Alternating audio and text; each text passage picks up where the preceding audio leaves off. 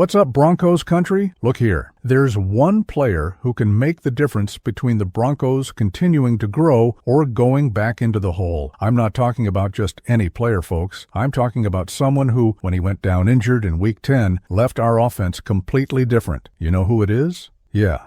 And here's the problem. He could leave at the end of this season. And if that happens, folks, the Broncos are going to miss him big time. But will Denver do what it takes to hold on to this guy? Or are we going to see him dominating in another jersey? Stick with me because this could change everything in 2026. Let's get straight to the point, Broncos country. The player the Broncos absolutely cannot lose in 2026 is J.K. Dobbins. That's right. And before you ask me, but wait, wasn't he injured? Yes, folks, he got hurt, and it was exactly when he went down that we saw the size of the hole he left in our offense.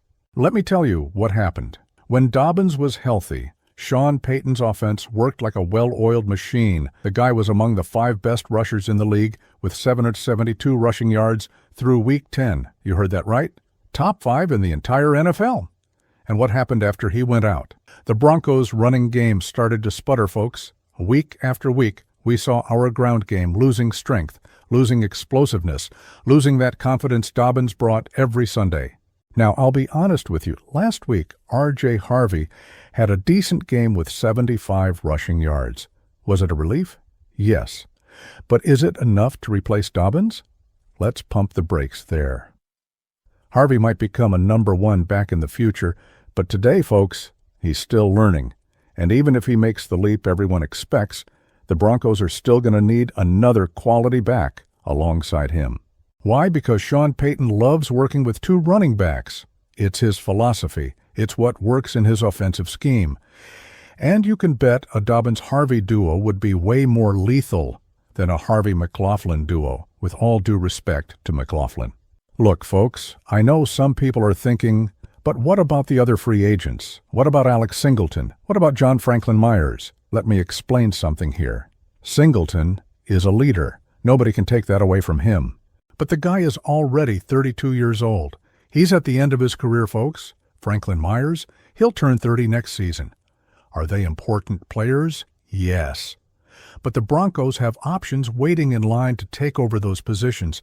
Think about it. Drew Sanders can take over for Singleton at linebacker.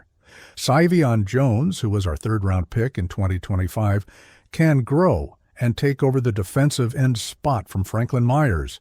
Even Malcolm Roach, who just re-signed with us, can become a starter if needed. But at running back, there's nobody waiting in line to take over Dobbins' spot, folks.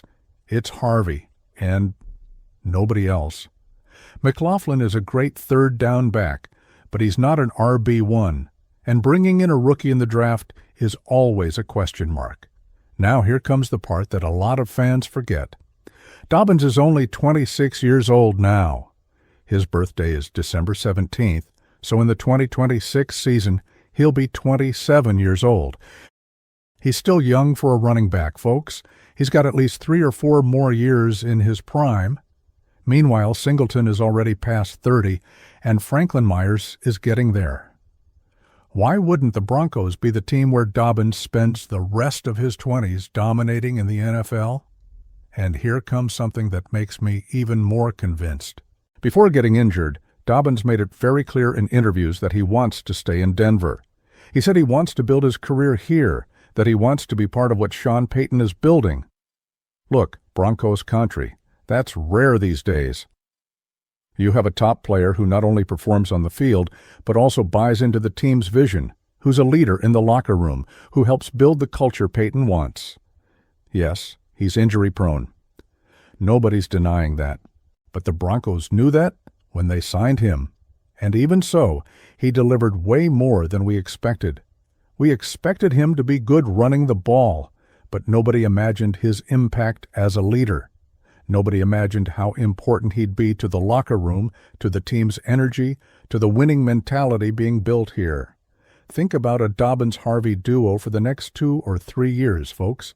You'd have versatility. You'd have dynamism. You'd have 2 different running styles that would leave opposing defenses confused. And that would give Bo Nix a solid foundation to continue evolving as a quarterback. Oh, but There are other running backs on the market, right? Of course there are. But tell me something. How many of these guys are as reliable as Dobbins? How many have the same level of production? How many have publicly declared they want to build their career in Denver? Exactly. And look, folks, there's a maxim in football that goes like this. It's better to have and not need than to need and not have. The Broncos felt that in their skin since Week 10. Since Dobbins went down injured on that illegal tackle, by the way, we saw how limited our offense became without him. Hey, if you're true Broncos country and don't want to miss a single play about our team's future, subscribe to the channel now. Hit the bell and come be part of this family that breathes Denver Broncos. Look, I'm going to be honest with you here. Any contract with Dobbins has to be structured smartly. We need to protect ourselves against these injuries he suffers frequently, but that's no excuse to let him walk. The guy can probably be re-signed for a very team-friendly value. It won't be that huge contract that compromises the salary cap. And let's face it, folks, the benefit of keeping him here is worth way more than the risk. Think about this scenario with me. The Broncos entering 2026 with an evolved Bo Nix, with a tough defense, and with a Dobbins-Harvey running back duo destroying any defense that comes in front of them. This isn't a dream, folks. This can be reality. But it'll only happen if the Broncos front office does the right thing. And the right thing here is clear. Bring Dobbins back, whatever it takes. Among all the free agents in 2026, he should be priority number one. I'm not saying the others don't matter. Of course they do. But none of them are as irreplaceable as Dobbins and Sean Payton's scheme. Don't we have Drew Sanders proven yet? True. The guy's had bad luck with injuries the last 2 years. But the organization believes in him. They've already said publicly that they see Sanders as the starter of the future. And even if Sanders doesn't work out, folks, we have other linebackers on the roster. There's Justin Sternad. There are other options. It's not the ideal scenario, but there's a way around it. Now, at running back, there isn't. It's Dobbins or it's praying that Harvey becomes a star overnight. And look, I'm rooting for Harvey, but you can't put all the weight of the position on the shoulders of such a young guy yet. You know what's the difference of having Dobbins on the roster? It's security. It's having a proven guy that you know will deliver when he's healthy. It's having a 27-year-old veteran in his prime who can teach Harvey to be even better.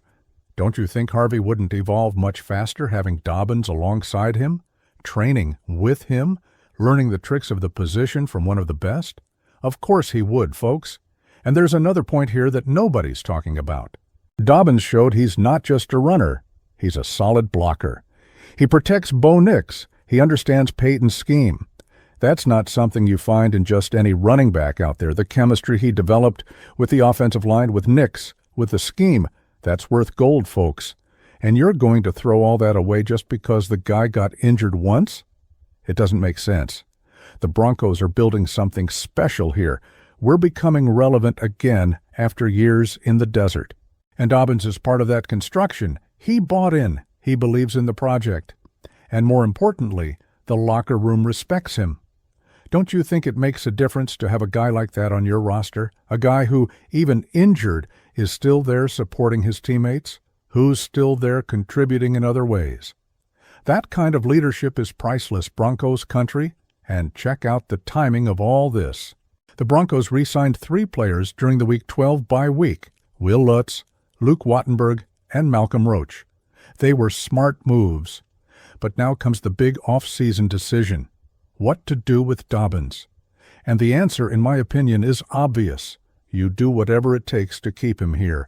I'm not saying to give him a crazy 5-year fully guaranteed contract.